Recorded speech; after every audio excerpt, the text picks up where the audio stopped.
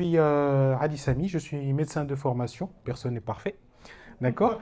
Donc, j'ai passé quelques années dans l'industrie pharmaceutique au Maroc et ailleurs, d'accord? Donc, j'ai travaillé chez un laboratoire génériqueur marocain, une grande boîte très respectable, les laboratoires Botu. J'ai été chez Bayer, puis j'ai été chez Novartis, dans différents pays. Donc, j'ai eu la chance de connaître plus de 70 pays, 70 systèmes de santé, exactement. Et ce qui m'a toujours étonné, c'est que même si le pays est très différent, c'est toujours le même patient au centre. Et c'est toujours la même interaction entre le pharmacien et le patient. Que ce soit en Afrique du Sud, aux États-Unis, au Kenya, j'ai été dans tous ces pays, j'ai vu livrer un patient son médicament, c'est toujours le même acte. D'accord? Très bien. Alors, donc, quand on a démarré Blink Pharma, on a démarré Blink Pharma avec l'idée d'essayer de digitaliser les relations entre le pharmacien et son écosystème en général. D'accord? Pour le moment, on n'a pas encore travaillé sur la partie digitalisation entre le patient et le pharmacien, mais on est en train d'essayer de digitaliser entre le pharmacien, son grossiste, son laboratoire. Bien. Donc, dans ce cadre, donc, Blink Pharma a lancé plusieurs solutions, comme le logiciel de gestion en pharmacie. Il y en a plusieurs. On en a aussi un. D'accord? Mais quand on développe un logiciel, la plupart du temps, on doit écouter le pharmacien. On doit observer ce qui se passe au comptoir.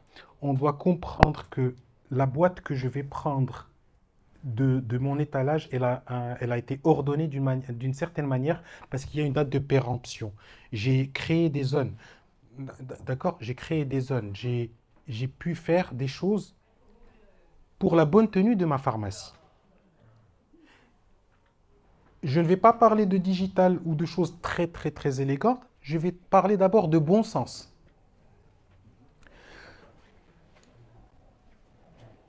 Pourquoi est-ce qu'on parle de bon usage du médicament? Parce qu'il y a un mauvais usage du médicament.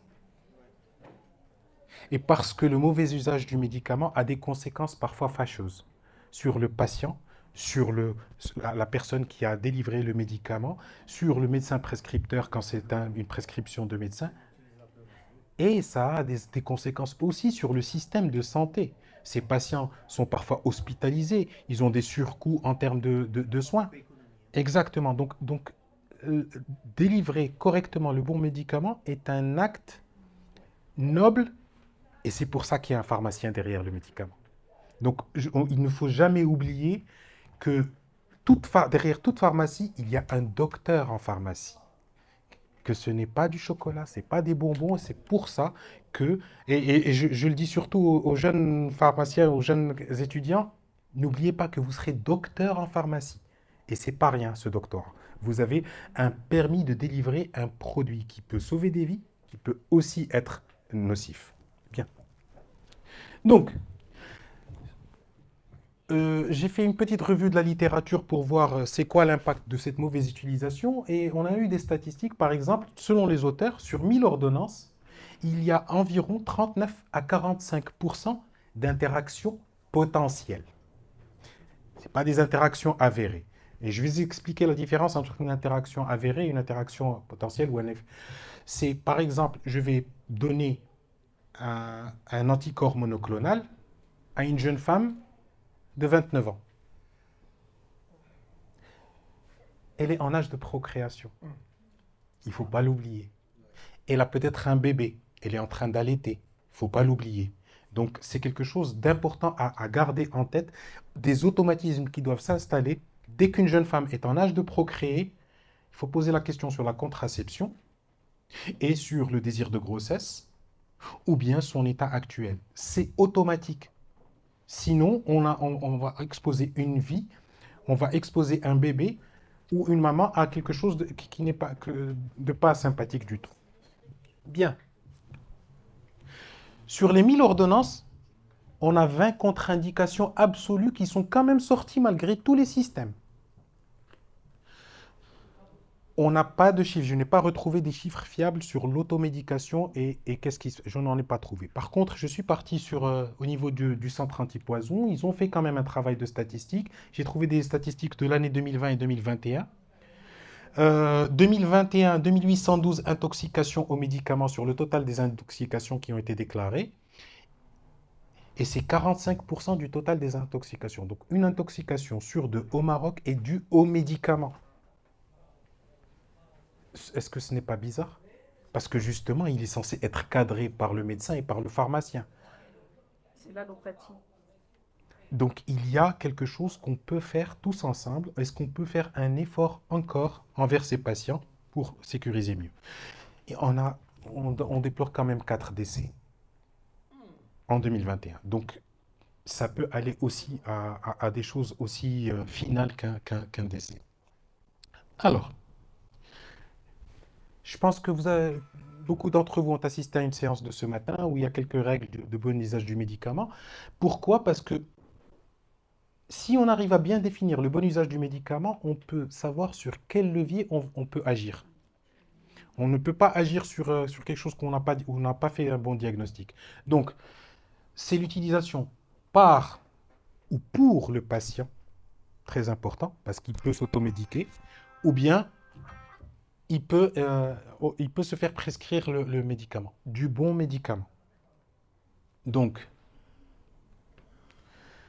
je vais faire le choix du bon médicament. Et là, je vais faire aussi la différence sur la bonne indication. Vous savez, ça paraît comme étant la même chose. Ce n'est pas la même chose. Le bon médicament et la bonne indication sont deux choses différentes.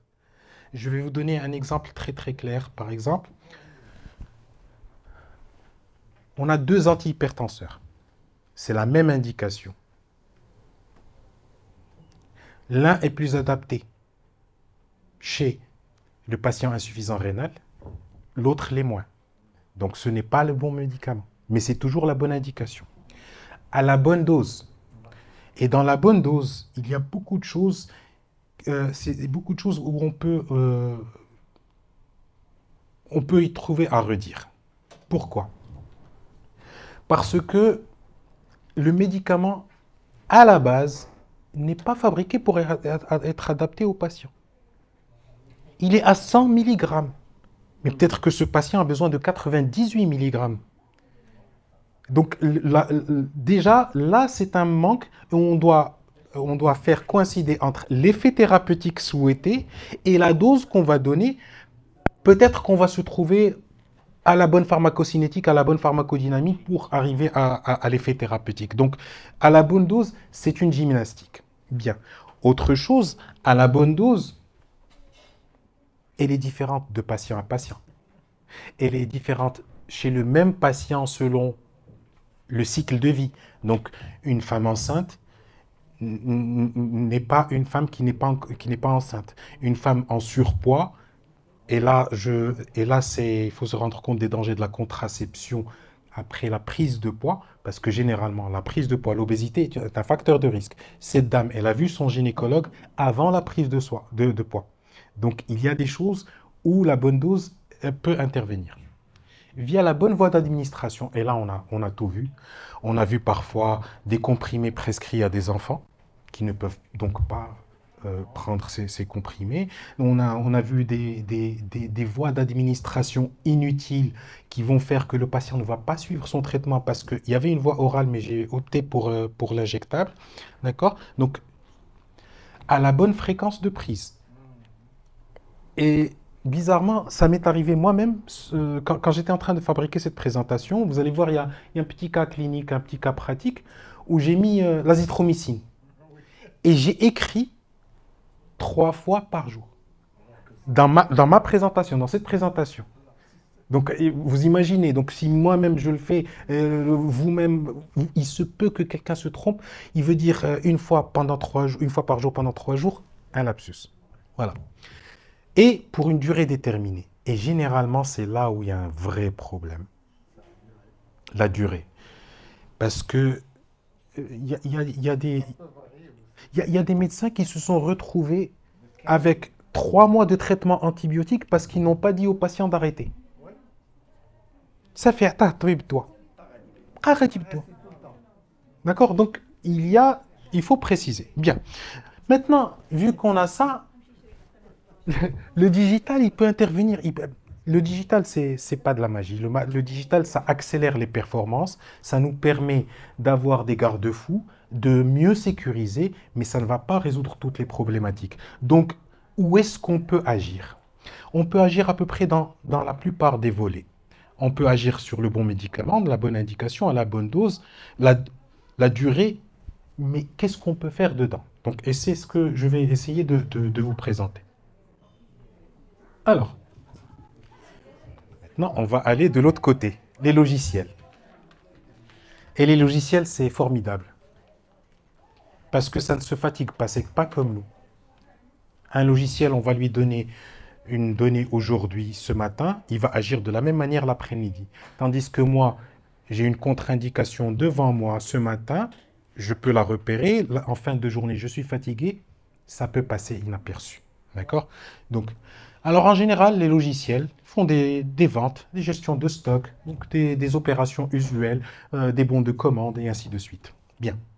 La prescription électronique, beaucoup de logiciels aujourd'hui, vous pouvez vous connecter et chercher et faire une simulation d'ordonnance et ça va vous donner d'éventuelles interactions médicamenteuses, comme sur le Vidal. Donc, les interactions médicamenteuses, il y a plusieurs bases de données disponibles qui vont donner ça. Et il y a des bases de données locales sur le web. D'accord? Il y a médicaments.ma, il y a Asafar, il y a plusieurs qui donnent déjà des informations basiques pour travailler tous les jours. Et ils font déjà un bon travail. Ok? Mais maintenant, est-ce que je vais consulter chacune de ces sources pendant que je suis en train de délivrer le médicament? C'est ce qu'on essaye de résoudre chez Blink Pharma pour aider justement le pharmacien dans son travail. D'accord? Donc, premier cas pratique, et ça c'est un cas réel. Donc c'est un monsieur de 49 ans qui souffre de gouttes depuis 3 ans. Et il a une bronchite d'allure bactérienne. À votre avis, qu'est-ce qu'il peut prendre sur les 3 solutions proposées, vu qu'il lui faut un antibiotique?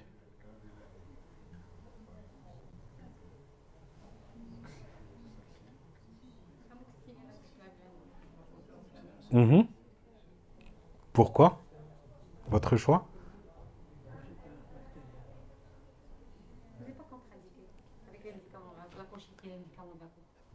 Très bien. D'accord. Alors, justement, c'est un petit bobo, la bronchite chronique. Ce qui est grave, c'est l'état du patient. C'est la goutte. Et même la goutte n'est pas grave. Mais la colchicine est quelque chose. Donc, j'ai pas mis. C'est bien ce que vous avez dit parce que vous avez la présence d'esprit de dire la colchicine est. Alors maintenant, on a 2 difficultés. Soit ce monsieur, j'ai fait un interrogatoire avec lui, et je le sais. Soit ce monsieur va prendre son médicament qu'il prend tous les mois, et on va lui rajouter un de ses médicaments. Ok.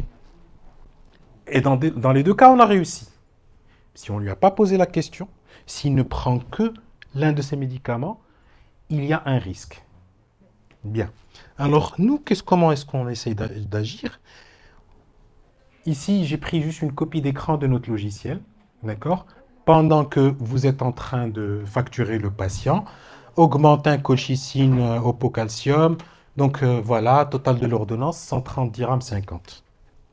Deuxième possibilité, c'est Avelox et colchicine, moxifloxacine et. D'accord? Très bien. Vous remarquez que le prix est de 130 dirhams 50 de cette ordonnance. Ici, il est de 152. Dans un autre contexte, parfois, c'est un facteur qui est important.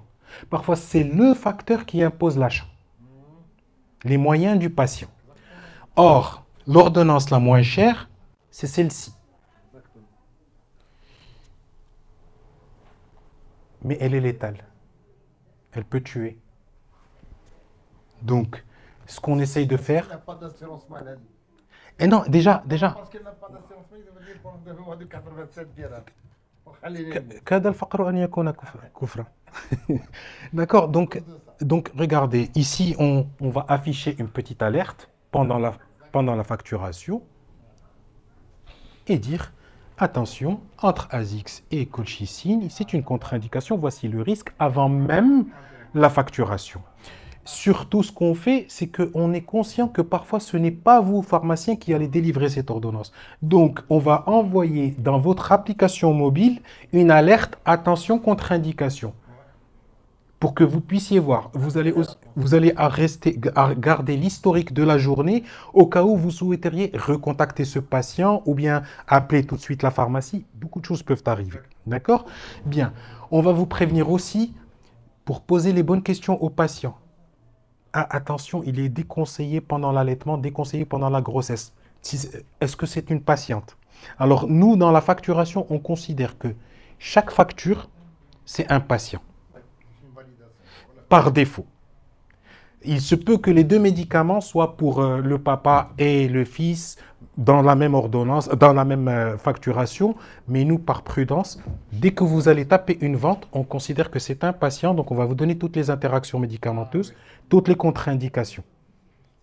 Après, vous êtes libre de délivrer ce médicament, parce que parfois, vous savez, parfois on est obligé, parce que entre le médecin et le pharmacien, ils ont mesuré ce qu'on appelle le bénéfice-risque. Il n'y a que cette solution pour ce patient où il n'y a... D'accord? Donc ça, c'est le premier cas. Un deuxième cas, Sarah, 29 ans, mariée, psoriasis depuis 11 ans, vient de se faire prescrire un anticorps monoclonal. Comme j'ai dit tout à l'heure, pour la conduite à tenir, pour essayer d'éviter, c'est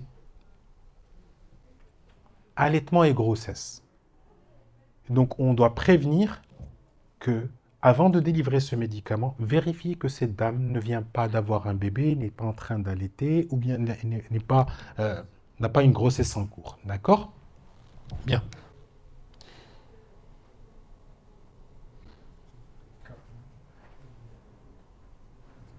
Khadija, 27 ans, a accouché d'une fillette de 4 kg le mois dernier et elle a acheté un tire-lait.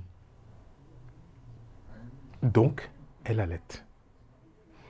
Par défaut, il faut se dire que donc elle allait. Et donc, vérifier qu'elle allait et éviter tous les médicaments contre-indiqués. Vous allez faire comment? Et c'est là où le digital peut intervenir. Et c'est là où le digital va au moins vous donner des garde-fous. Il va pas sauver toutes les solutions, mais au moins vous alerter pendant que vous êtes en train de faire votre travail. Et surtout, vous n'avez parfois, je ne sais pas, pour tous les pharmaciens, ils savent ce que c'est que le changement de personnel et avoir à former encore quelqu'un et avoir à prendre toutes les précautions nécessaires. Vous avez peur. Ou bien un médicament qui ne doit pas sortir sans ordonnance, un médicament de tableau, et vous voulez être certain et recevoir les alertes qu'il y a un médicament qui est en train de sortir de chez vous. Donc, c'est fait pour ça. Ces alertes, elles sont faites pour avoir un œil sur ce qui se passe chez vous en pharmacie, même sur vous-même. Parce que vous ne pouvez pas connaître toutes les interactions. Juste pour information, ce travail, il nécessite de notre part une actualisation des interactions médicamenteuses, environ 300 nouvelles interactions par mois qu'on doit introduire. Chaque nouveau lancement veut dire que nous devons revérifier les interactions médicamenteuses pour les mettre dans le système pour que vous puissiez les voir en ligne en temps réel. Généralement, quand une interaction est publiée dans les grandes bases de données internationales, dans la semaine, elle est intégrée chez nous. D'accord? Pourquoi? Parce qu'on estime, bien que les indications soient différentes de pays à pays, les contre-indications et les effets indésirables sont les mêmes pour tous les êtres humains. D'accord? Donc, voilà. Donc, ça, c'est le cas pratique.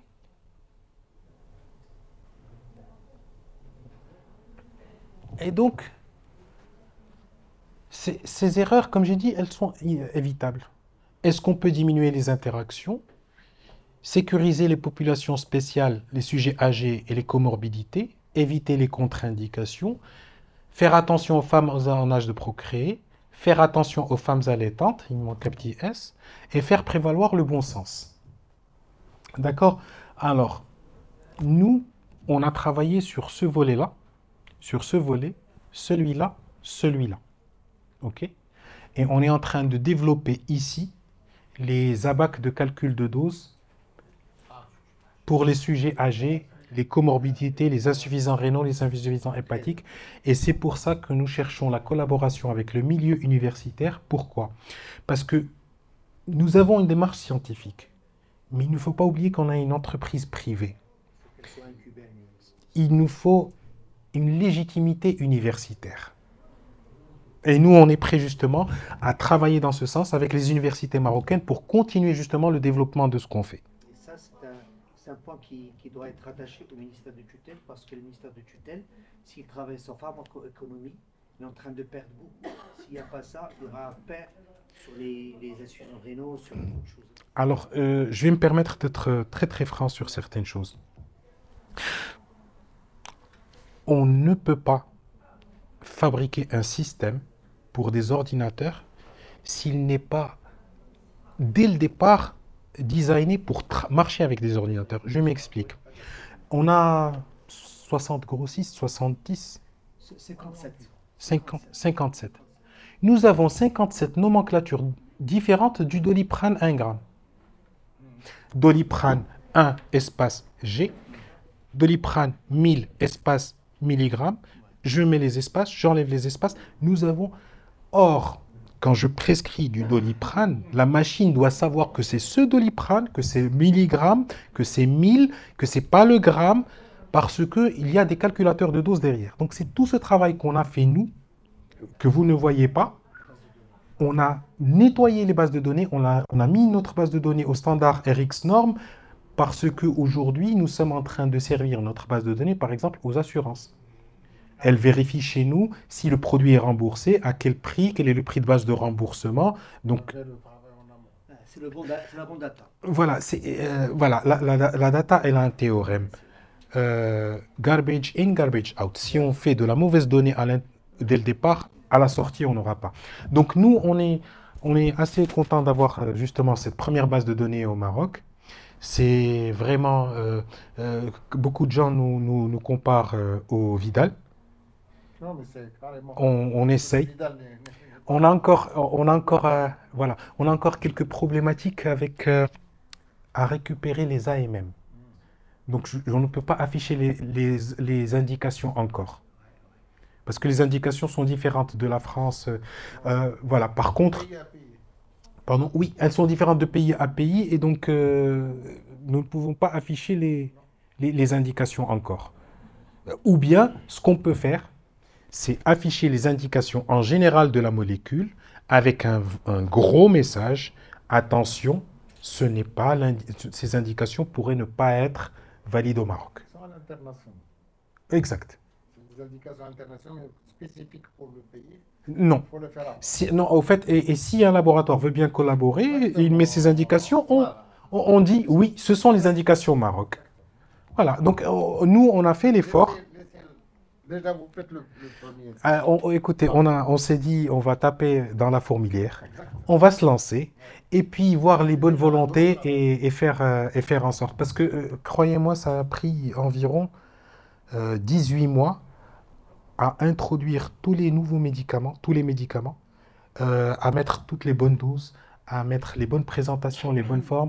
On a les classifications ATC, ce qui est normal, 1, 2, 3, 4, 5. On a les classifications NFC pour est-ce que c'est un sachet, une seringue et ainsi de suite. On a la classification DDD pour l'épidémiologie, la pharmacoéconomie, d'accord. On a structuré la base de données pour pouvoir servir de la donnée en temps réel, même pour des millions de requêtes, parce que si jamais c'est un hôpital qui est connecté, il doit avoir les millions de requêtes pour son actualisation. Et surtout, elle peut être localisée au niveau, comme chez Localisé, c'est le pharmacien, elle peut être localisée dans les hôpitaux. Les pharmacies centrales, dans les... C'est un temps record. Vous avez utilisé presque 18 heures par jour. Beaucoup d'intelligence artificielle. Voilà. Beaucoup d'intelligence artificielle. Avec plus de 7 000... Alors, par exemple, dans l'intelligence artificielle, on est arrivé à fabriquer quelque chose. On a fabriqué des produits sur lesquels qui sont des trouvailles par hasard.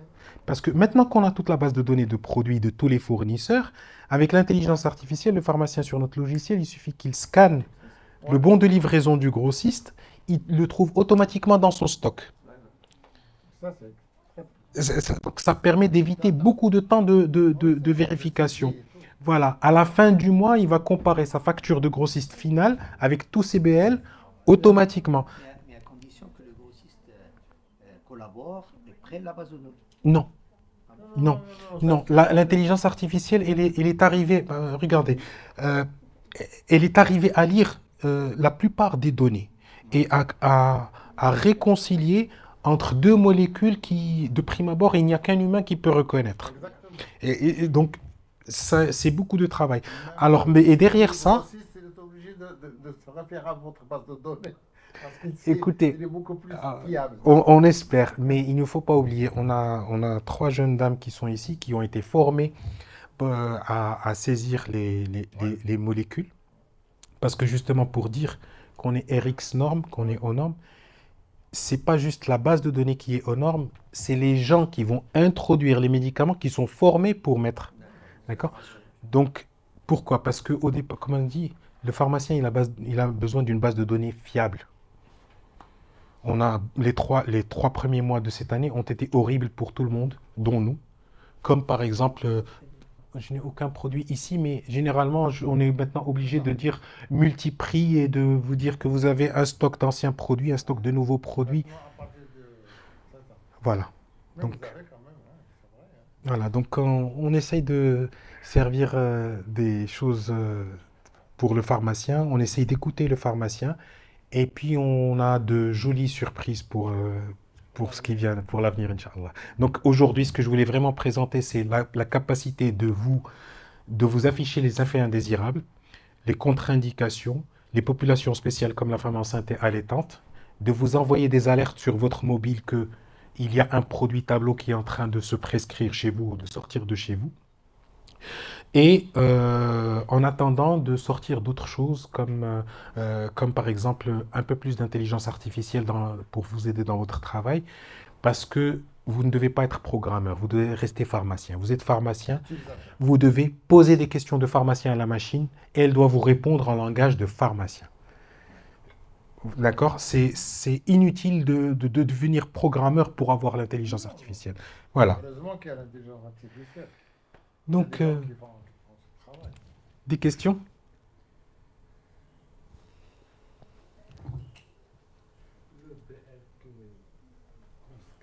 Oui. En cas où il y a un prix qui est différent, est-ce qu'il le corrige ou pas? Alors, dès qu'on scanne un bon de livraison, on a généralement tous les produits sont reconnus chez nous. 2 problématiques pour survenir. Un prix qui est différent et un produit qui est nouveau qu'on ne connaît pas. Il est juste nouveau. D'accord. Dans les 2 cas, qu'est-ce qu'on fait? On va prendre le prix et calculer s'il est à plus ou moins 1%. Parce que vous savez, les grossistes ont des problèmes d'arrondi, des virgules différentes. Voilà. Dès que on observe une différence supérieure à 3%, on considère qu'il y a eu changement de prix. Mais on ne le change pas. Quand vous allez valider votre bon de livraison sur votre ordinateur, vous allez voir que la valeur est entourée en rouge pour vous dire « revérifiez s'il vous plaît ». D'accord? Une fois qu'on a le nouveau prix, la machine, elle apprend chez nous, ceci est le nouveau prix et ça y est. D'accord? Donc, c'est comme ça qu'on traite les bons de livraison. On demande à l'intelligence artificielle de continuer d'apprendre. Parfois, elle va se tromper, surtout quand votre grossiste a moins d'encre. Oui. Vous le savez tous que le grossiste, parfois, il y a moins d'encre sur le BL et même un individu intelligent, normalement, pas besoin d'intelligence artificielle, a du mal à déchiffrer les 6 et les 8, d'accord? Donc ça, c'est des choses où on ne peut rien pour le moment, mais on a vérifié et on a trouvé que l'intelligence artificielle est plus performante que l'humain sur ça, déjà. Entre le 8 et le 6, quand c'est imprimé, l'ICE qui est imprimé au-dessus d'un autre champ avec déjà quelque chose de surimpression, la machine est meilleure. Elle n'est pas parfaite. Voilà. Une question. Il y a des produits comme alimentaires, un gros site de compte l'appareil fait 33%, et un gros compte 30%. Et le BL d'un ou d'un autre différent. Alors, on enregistre pour chacun pour chacun de vos fournisseurs, on enregistre son référentiel de prix. D'accord? Parce que justement, et c'est bien de parler de l'apparat parce que c'est un cauchemar. C'est un vrai cauchemar. On ne sait pas à quel prix on va acheter, on ne sait pas à quel prix on va vendre. Et justement, on doit vous permettre de gérer les 2 prix à l'achat ou les 3 prix à l'achat et les 3 prix à la vente. D'accord? Mais là où vous devez faire très attention dans votre logiciel si vous arrivez à gérer ça, parce que je sais qu'il n'y a aucun logiciel de la place qu'il fait, c'est la TVA. La TVA, elle est différente de fournisseur à fournisseur puisque le prix à la base est différent. D'accord? Mais la plupart des logiciels de la place, qu'est-ce qu'ils font? Ils vont prendre les prix d'achat multipliés par 1,2, c'est la TVA, et ça y est. Non. Voilà. Donc, merci. D'autres questions? La base de données que vous avez, Oui. à peu près, c'est que des médicaments. Non. C'est Alors, le PV ou bien on a, avec les... alors, on a les médicaments. On a la plupart des produits de parapharmacie existants aujourd'hui au Maroc. C'est-à-dire qu'ils sont parapharmacies, qui sont spéciales pharmacies ou bien... Non, non. On a pris la plupart des produits qu'on a trouvés parce qu'on n'a pas... Les bases de données, elles sont chez le grossiste. Oui. Et le grossiste, il sert la pharmacie et la parapharmacie. On est en train de séparer déjà les compléments des cosmétiques donc pour avoir toutes les catégories. Donc ça, c'est en train d'être fait, mais c'est déjà assez fiable. On a aussi certains dispositifs médicaux qui passent en pharmacie. Mais surtout, on permet aux pharmaciens d'avoir sa propre base de données de produits.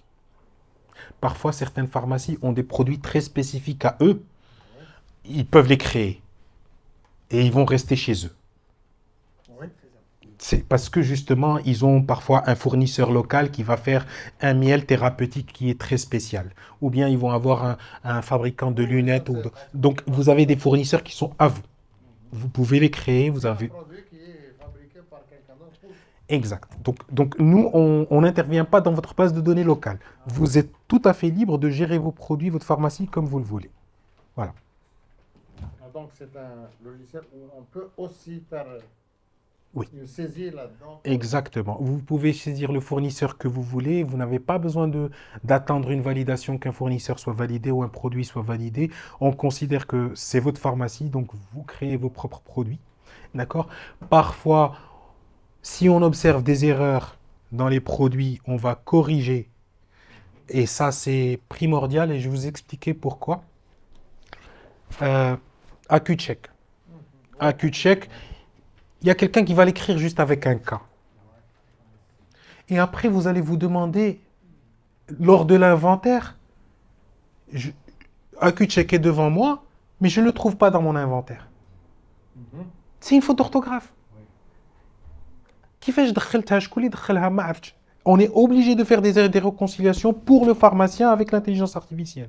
Parce que sinon, la plupart des logiciels, quand tu dis l'inventaire, soit des produits zaïdines ou ma kainish l'inventaire, soit des produits kainish l'inventaire ou ma kainish. Donc, qu'est-ce qui s'est passé? Parfois, vous êtes en train de vendre un produit li dakhil bsmiya khra. Et la différence, elle est minime. واحد fait 1 gramme, واحد fait 1000 mg. حيت الBL, مني جا le vendeur, il saisit le BL ديال GPM وانت عندك حتى CPM وكيكتبوه différent. Donc هو pour lui جا طابا ما بانش ليه زادو. Donc et c'est ça qui cause la plupart des problèmes d'inventaire. C'est des erreurs de manipulation et c'est pour ça qu'on essaye d'aider aussi Fahd le volet sur le logiciel.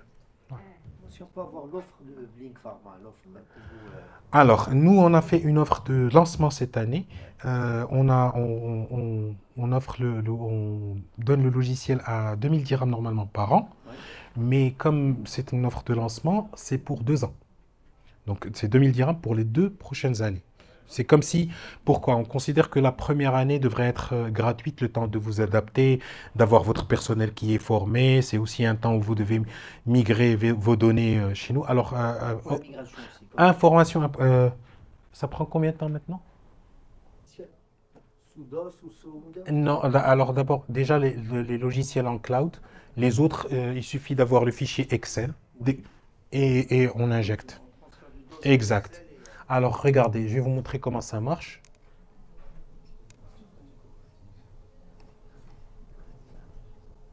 Migration des données.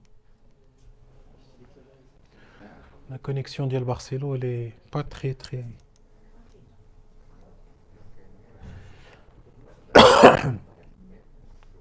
Ah, autre chose, Allah yakhlikoum, qui est très importante parce que cette notion de données, elle est galvaudée.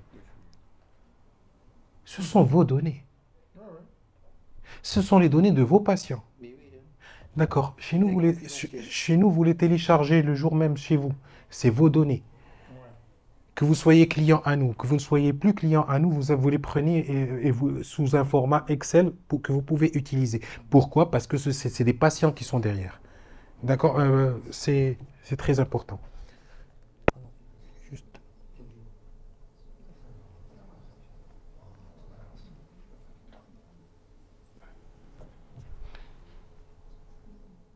Voilà. Regardez ici. Ici, vous mettez vos coordonnées. D'accord? Qu'est-ce que vous voulez migrer? Vos clients, vos bons de livraison, vos fournisseurs, vous cochez ce que vous voulez migrer. Ça dépend de combien de données vous avez. Ça prendra peut-être une demi-journée ou 2 heures. Ça dépend de l'ancienneté de données que vous avez à migrer. Et le système s'occupe automatiquement de rapporter votre stock. Et c'est pour ça qu'on a mis avant un message. On n'est pas responsable des erreurs de stock. c'est normal. Hein. Donc, si vous choisissez d'importer vos données, vous les importez avec tous leurs défauts. Ce qu'on conseille, c'est qu'une fois que vous avez importé, vous devez absolument programmer un inventaire dans le mois ou dans les 2 mois ou à votre convenance, le plus tôt possible, généralement. D'accord? Donc, là, vous laissez le système le soin d'importer, surtout parce que souvent vous avez besoin d'importer vos crédits clients, vos crédits fournisseurs. Tout ça, c'est pour migrer un logiciel, c'est la chose qui vous empêche généralement de... D'acquérir le. Voilà. Donc nous, on travaille sur ça pour faciliter la vie. Le problème, c'est vous qui le résolvez directement. Oui, alors on a... Personne vient chez nous juste par... Ça dépend. Généralement, on préfère, quand vous êtes à côté, on préfère venir. Parce que le contact humain est toujours primordial. Là, même nous, on apprend. Non, faut pas cacher les choses. Même nous, on apprend avec votre interaction. Vous n'êtes pas là. Samedi matin. Et au samedi après-midi, on est Donc, de garde, on a un problème. Qu'il y a un numéro d'urgence. Oui. Pour tous les problèmes qu'on rencontre dans le travail, est-ce qu'il y a des téléphoniques qu'on peut contacter? Alors, oui. Alors, il y a le 05. Alors, il y a le 05 27. Regardez. Effectivement. Donc, il y a le 05 20 37 27 37 47. Nous avons un call center. Les gens s'occupent de vous. Vous communiquent parfois vous avez des questions. Parfois, c'est un vendeur qui n'arrive pas à s'adapter ou là, il a une question, une opération. On vous a formé. ولكن dans un mois, أنت غدير un échange confrère. Vous avez peut-être oublié votre formation. Comment je fais l'échange avec un confrère? D'accord? Vous ne pouvez pas tout retenir. Voilà. D'accord? En plus, on a mis une petite académie pour les vendeurs. Et non? C'est des petites vidéos YouTube très courtes. بالعامية. Déjà. Parce que, justement, خصهم يتعلموا certaines opérations, on ne veut pas trop leur parler en français, on n'est pas sûr qu'ils vont tout comprendre. اللهم نهضروا معاهم un langage ديالهم. Voilà. Oui.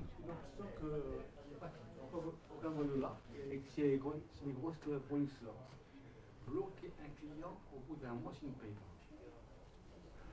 pas. Alors, T'as besoin, Il y a des t'as grosses besoin, grosses faut qui font travailler. par plafond d'heures, ben, alors ici, normalement, dérine un plafond. Ah, attendez.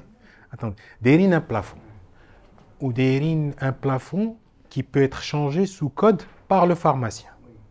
Genre, ça fait que tu ما بقاش يخلص mais يهضر معاك ولا شي حاجة. Finalement, vous voulez l'autoriser. On va réautoriser la vente sous code par le pharmacien. D'accord? Parce que justement, il a atteint son plafond. Maintenant, on ne l'a pas mis en... On l'a, mais on ne l'a pas déclenché. Là, il faut que, si le pharmacien nous le demande, on la déclenche pour le pharmacien. C'est-à-dire que... quand je travaille à travailler les plafonds, Hein? c'est pas maîtrisable. Je préfère par mois, ça dépend des clients. Quand les grossistes, quand tu payes pas la traite, Oui. Donc, c'est-à-dire que vous voulez bloquer un client. bloquer le client par règlement. C'est très simple. C'est très simple. Une Et procédure qui peut être déclenchée. Parce que j'ai À chaque fin de mois. de la place, il n'arrive pas à le faire. vous vous rappelez, vous m'avez dit, est-ce qu'on a une équipe ou la Smith Wesson? C'est pour ça qu'on aime se déplacer. Parce que si on n'écoute pas le feedback, et jusqu'où c'est important. Dans notre logiciel, il y a beaucoup d'options. Exactement, c'est ouvert. Il y en a qui sont inutiles. Parce que ça a été demandé par 1 ou 2 pharmaciens. Mais quand c'est 3 ou 4 ou 5 pharmaciens qui te disent c'est important, il faut le mettre en place. D'ailleurs, pour bloquer d'ailleurs, c'est la question pour tous les pharmaciens. C'est une data qu'il faut analyser dès le départ. Tu mets telle liste. Si la fin du mois, il peut la faire. Alors, C'est Alors- une data qui est intelligente. Alors, il y a un autre module qu'on n'a pas voulu déclencher parce que justement pour la protection des données, C'est bloqué. Ouais. Vous le dites au client Ouais. que Ah c'est oui, ça bloqué. fait, tu peux Et ouais, c'est réussi, mais- docteur, là, docteur, par expérience, voilà, par expérience, justement, il faut maîtriser le crédit client. Parce que بعد الخطرات راه ما كيرجعش حيت عنده crédit وكيمشي له une autre pharmacie. Alors, juste quelque chose à laquelle on a réfléchi et on aimerait aussi avoir votre avis, c'est que comme on envoie des alertes, on peut envoyer des alertes concernant les produits de tableau. Ouais. D'accord? La problématique, elle n'est pas technique. La problématique, elle est au niveau de la CNDP. Pourquoi? Parce que jusqu'à maintenant, toutes les données ici, c'était considéré comme des données clients. Mais si jamais on vous permet de scanner l'ordonnance du patient, par exemple, vous dites au vendeur, si tu ne me scannes pas l'ordonnance, la vente n'est pas déclenchée. Ah oui, ça c'est important. D'accord?